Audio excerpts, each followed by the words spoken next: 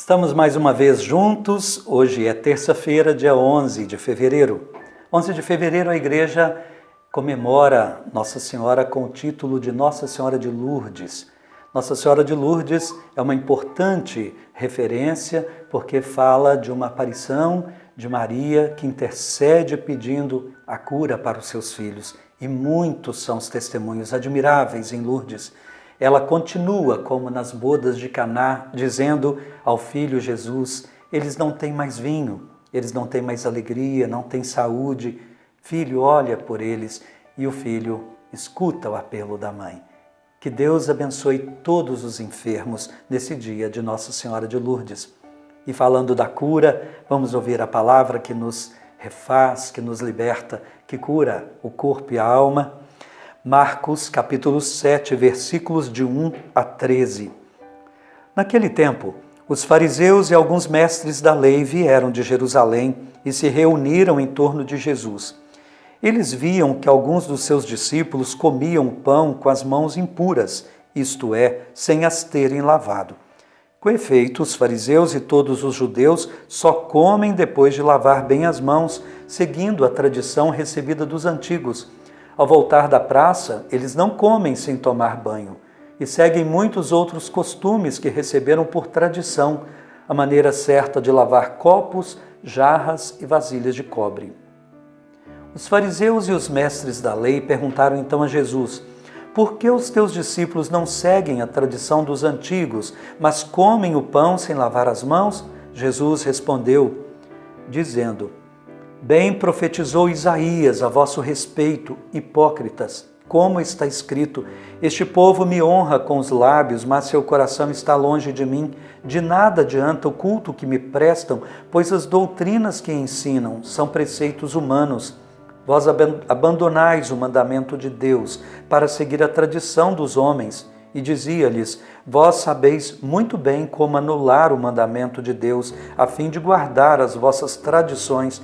Com efeito, Moisés ordenou: honra teu pai e tua mãe, e ainda, quem amaldiçoa o pai ou a mãe deve morrer.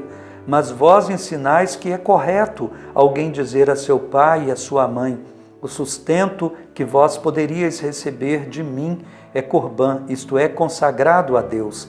E a pessoa fica então dispensada de ajudar seu pai ou sua mãe.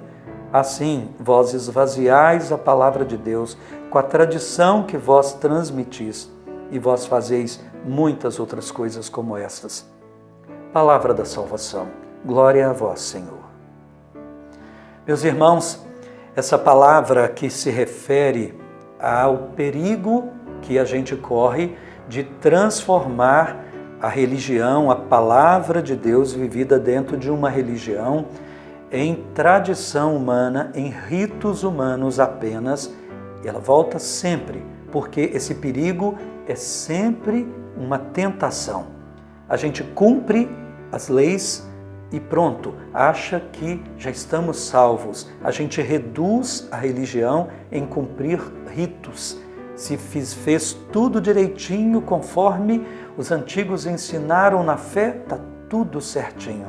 E nunca nos confrontamos com a palavra que exige cada vez mais uma conversão crescente. É muito perigoso isso. As tradições são boas, desde que nos levem cada vez mais à crescente conversão, à crescente identificação com o próprio Jesus. Então a pergunta para nós hoje é esta: a religião como eu a vivo tem me feito uma pessoa cada vez melhor?